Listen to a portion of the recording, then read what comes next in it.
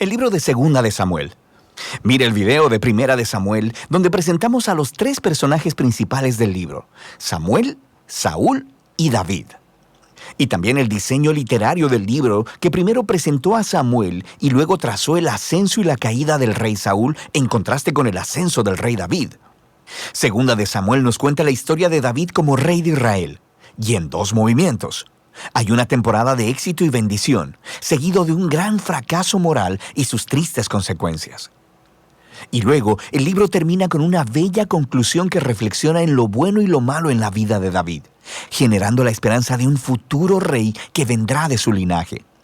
Así que Segunda de Samuel continúa después de la muerte de Saúl, y David sorprende a todos componiendo un largo poema en donde lamenta la muerte del mismo hombre que intentó asesinarlo. Una vez más, el autor está presentando la humildad y la compasión de David. Él es un hombre que lamenta la muerte de incluso sus propios enemigos.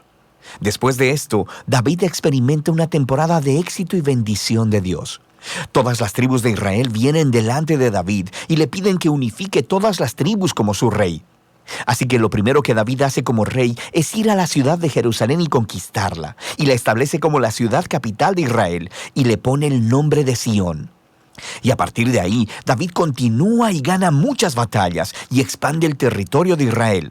Ahora, después de hacer a Jerusalén la capital política de Israel, también quiere convertirla en la capital religiosa.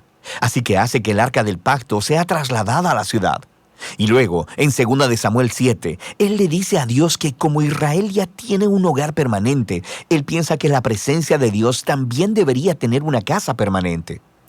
Así que pregunta si puede construir un templo para el Dios de Israel. Pero Dios le dice a David: gracias por pensarlo, pero más bien yo te construiré una casa, una dinastía. Ahora, 2 de Samuel 7 es un capítulo clave para entender la narrativa de toda la Biblia. Porque aquí Dios le hace una promesa a David que de su descendencia como rey vendrá un rey que construirá el templo de Dios aquí en la tierra y establecerá un reino eterno. Y esta es la promesa mesiánica a David que se retoma y desarrolla en el libro de Salmos y también en los libros de los profetas. Y este rey se conecta con la promesa de Dios a Abraham.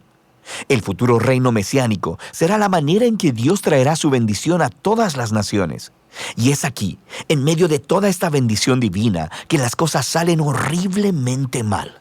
David comete un error fatal, no fatal para él, sino para un hombre llamado Urías, uno de los mejores soldados de David. Desde su terraza, David mira a Betsabé, la mujer de Urías, tomando un baño. David la busca, se acuesta con ella y la embaraza. Y luego trata de encubrir todo, asesinando a Urías y casándose con ella. Es simplemente horrible. Así que cuando David es confrontado por el profeta Natán acerca de todo esto, él inmediatamente reconoce todo lo que ha hecho.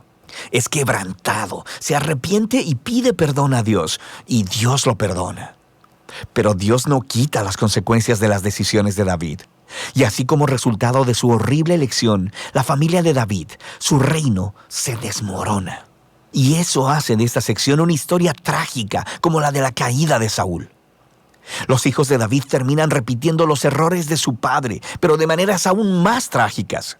Amnón abusa sexualmente de su hermana Tamar, y luego el hermano de ambos, Absalón, se entera de todo esto y manda a matar a Amnón. Y luego Absalón va y trama un plan secreto para derrocar a su padre David, y empieza una rebelión a gran escala. Así que, por segunda vez, David es obligado a huir de su propio hogar y a esconderse en el desierto, excepto que en esta ocasión él no es inocente. La rebelión termina cuando el hijo de David es asesinado, y eso rompe el corazón de David, y una vez más, él se lamenta acerca del hombre que intentó asesinarlo. En los últimos días de David, lo encontramos de vuelta en el trono, pero como un hombre quebrantado. Está herido por las tristes consecuencias de su pecado. El libro concluye con un bello epílogo con historias que están en orden cronológico, pero tienen un diseño literario simétrico realmente genial. El par externo de historias vienen del reino temprano de David y comparan los fracasos de Saúl y los de David, y cómo ambos lastimaron a otras personas por sus malas decisiones. El par interno de historias son sobre David y su grupo de hombres valientes que fueron a luchar contra los filisteos. Y lo interesante es que ambas secciones tienen una historia de la debilidad de David en batalla. Así que, en contraste con las historias victoriosas de David de los capítulos 1 al 9, aquí vemos a un David vulnerable que depende de la ayuda de otros. El centro del epílogo tiene 2 poemas que funcionan como memorias, y David reflexiona en su vida. Y él recuerda los tiempos donde Dios en su gracia lo rescató del peligro. Y él mira estos como momentos en los que Dios fue fiel a su promesa de pacto hacia él y su familia. Ambos poemas concluyen al recordar la esperanza de la promesa de Dios de un rey venidero que establecerá ese reino eterno. Ahora, estos poemas y la promesa de Dios están conectados al poema de Ana al principio del libro.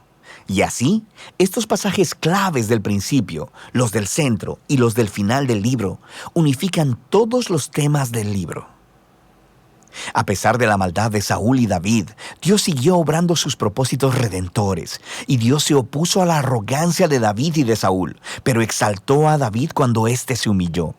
Así que la esperanza futura de este libro va mucho más allá que David mismo.